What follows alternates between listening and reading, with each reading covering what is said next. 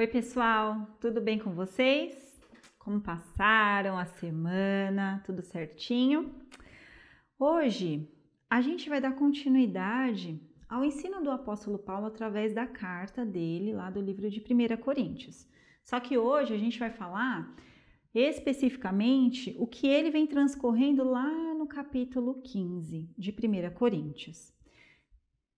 Ele vem falando bem ali sobre a morte e a ressurreição. Ele explica muito bem como aconteceu e o porquê e a razão da morte e ressurreição de Cristo. E ele também traz isso em comparação de como é para nós, de como será para nós, daqueles que já morreram e daqueles que ainda vão morrer.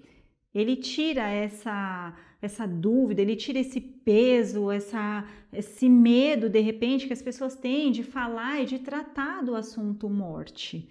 Mas a gente precisa entender um pouco mais desse assunto, da ressurreição, não da morte, mas da ressurreição.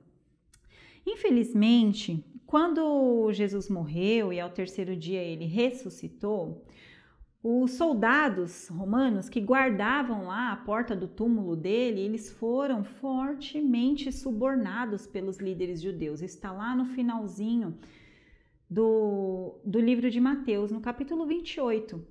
Fala muito claro disso, que eles foram subornados para mentir e para espalhar essa mentira durante todo ali o povoado, perante todo o povoado, dizendo que vocês vão falar o seguinte, que Jesus não ressuscitou. Vocês vão falar que enquanto vocês dormiam durante a noite, os discípulos dele vieram aqui e roubaram o corpo. E, infelizmente, essa notícia, ela tomou tanta proporção, mesmo as pessoas vendo Jesus ressuscitado durante dias depois da sua morte, ela tomou tanta proporção que existem pessoas que até hoje não acreditam que Jesus ressuscitou. Só que aí eu pergunto para vocês, qual seria o sentido da nossa vida, nós, cristãos, acreditar num Salvador que morreu, num Salvador que não conseguiu nem é ele mesmo livrar da morte, livrar do perigo da morte?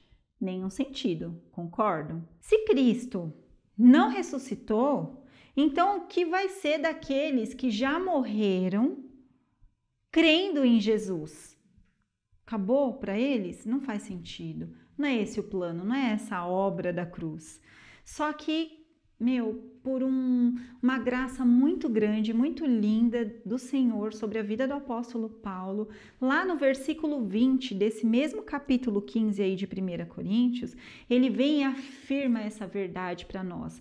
Ele fala que Cristo foi ressuscitado sim ao terceiro dia. E aqueles que já morreram crendo em Jesus e aqueles que ainda vão morrer crendo em Jesus também vai ser ressuscitado com ele, também vai ter como garantia a vida eterna. Jesus mesmo fala isso lá no Evangelho de João, no capítulo 11, que aquele que crê em mim, ainda que morra, viverá. Isso não é lindo? Fala a verdade. Então, vamos combinar uma coisa. Se a gente aprendeu muito bem, se essa questão sobre morte, ressurreição, como vai ficar a nossa vida, a gente vai morrer, a gente vai ressuscitar, a gente tem a vida eterna garantida porque cremos em Jesus e glória a Deus que foi o próprio Deus quem abriu os nossos olhos para isso, a gente não pode ficar parado.